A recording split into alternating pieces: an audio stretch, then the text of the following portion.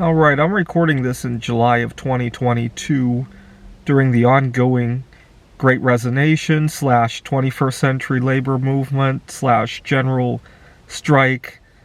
And I recently I'm still in one job that I'm trying to get out of. I really love our clients, and I hope I can make it a little bit of a soft landing as opposed to I'm out of there, right? And I'm just starting a new job. And I was thinking about mistakes I made at the last job.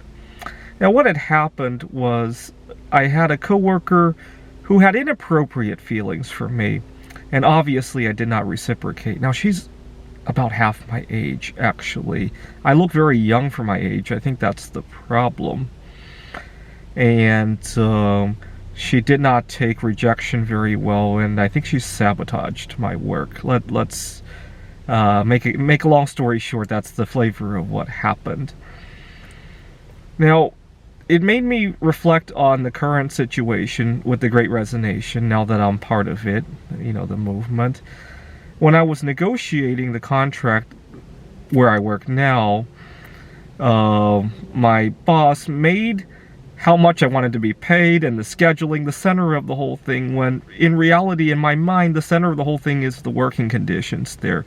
I don't want to be harassed again. I don't want to be treated differently for being solosexual. I don't want to be treated differently. I'm not going to have racial problems there because there's a lot of Asians, but I think that was part of it at my last job.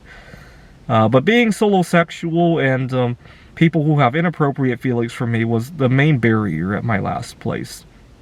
And I so badly wanted to say that it's not the pay or the schedule that's the problem. It's the working conditions. And unfortunately, that has been completely left out of this Great Resignation debate. I wish more people would leave their jobs over harassment or discrimination. I really do. But everybody's making it about pay.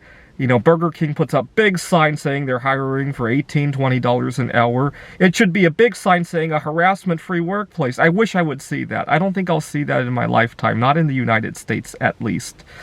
Unfortunately, putting up with harassment is almost a job requirement here in the United States.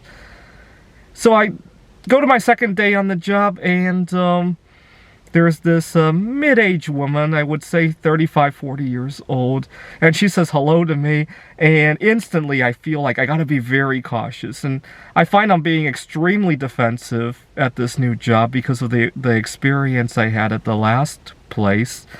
And we chatted for a little bit, and when she mentioned she was married, I kind of breathed a sigh of relief. At least I'm not gonna have to deal with harassment in that department.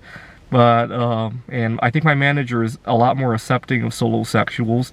He has a son who is probably borderline solosexual, so I think he'll be very understanding of that. But I really do look forward to the day when McDonald's, Burger King puts up a big sign, and maybe not talk about the pay so much, but talk about how they have a diverse culture in there, right? Now, the other thing that really hit me was when my boss asked me, well, what's your... what are you looking to be paid? And I'm thinking to myself, I don't want to mention a per hour rate, right?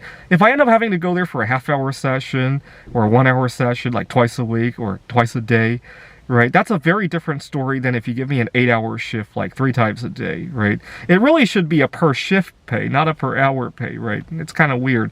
So I want to see big sign saying that we give you contiguous hours on contiguous days, right? Having to work Monday, Wednesday, and Friday is very different than Monday, Tuesday, Wednesday when you can take a trip somewhere, right? The other half of the week, right? But unfortunately, our pay is by the hour, right? All right, enough raving about that.